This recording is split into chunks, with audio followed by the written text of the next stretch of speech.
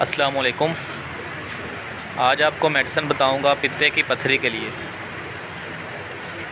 جو حضرات آپریشن کرانا چاہتے ہیں یا جن کو ڈاکٹروں نے کہا ہے کہ آپ آپریشن کرائیں تو ان کے لیے یہ میڈیسن ہے۔ ایک دفعہ اس کو یوز کریں، آپریشن سے آپ کی جان چھوٹ جائے گی۔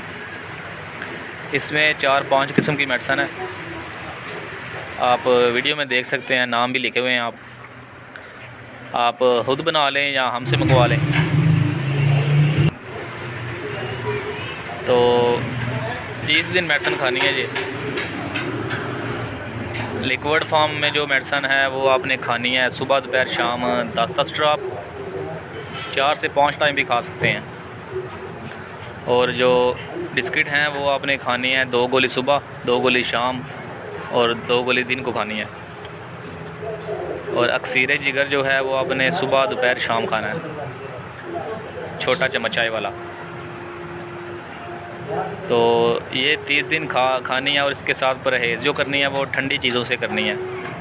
ٹھنڈی غذائیں اور دوائیں جو بھی چیز ہے وہ اس کے ساتھ ٹھنڈی چیزیں نہیں کھانی، مکمل پرہیز کرنا ہے۔